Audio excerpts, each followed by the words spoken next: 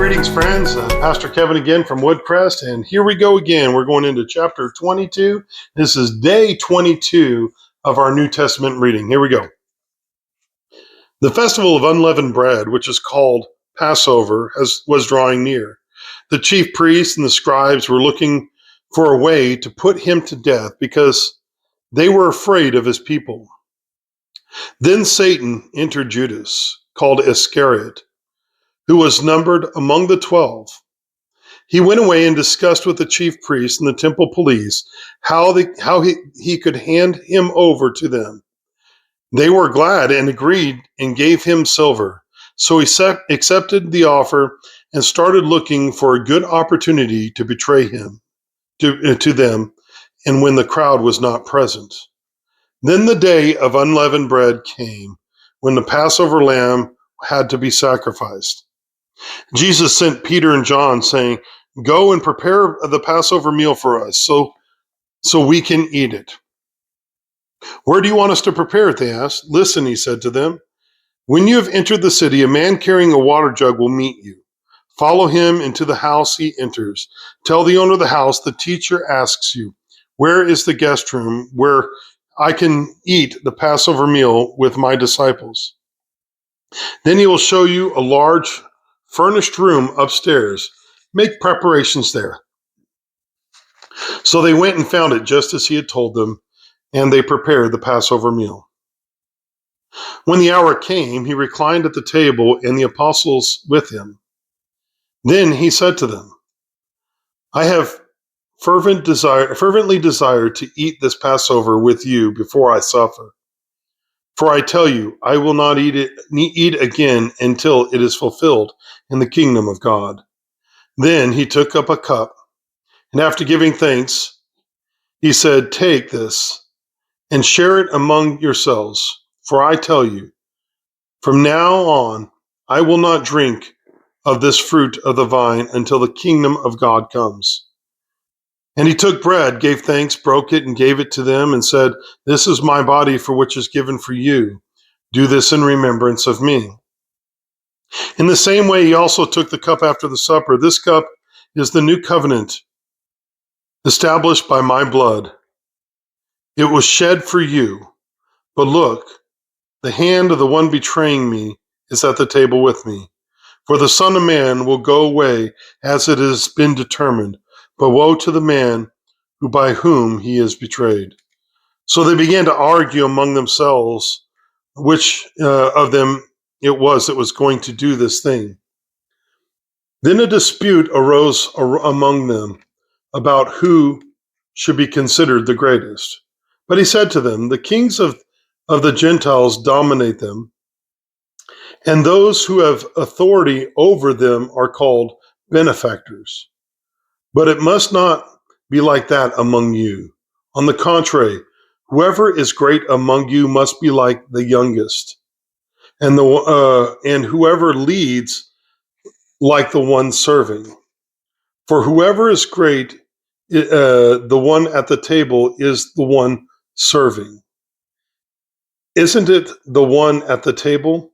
But I'm among you as the one who serves.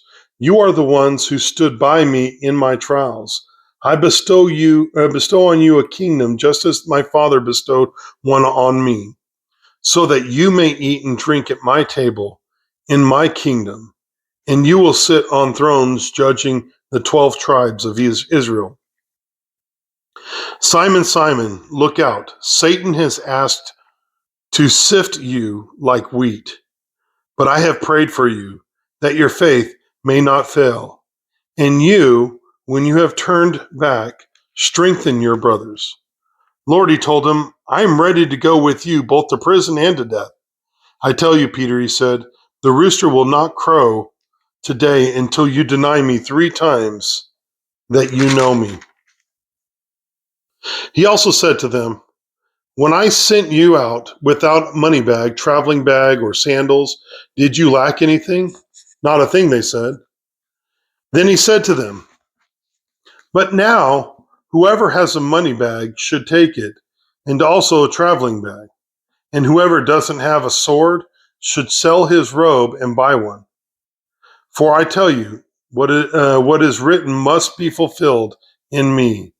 And he was counted among the outlaws. Yes, what is written about me is coming to its fulfillment. Lord, they said, look, here are 2 swords. Enough of that, he told them.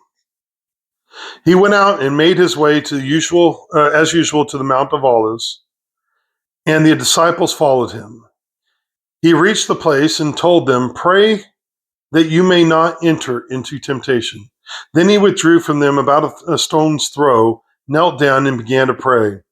Father, if you are willing to take this cup away from me, nevertheless, not my will, but your will be done. Then an angel from heaven appeared to him, strengthening him.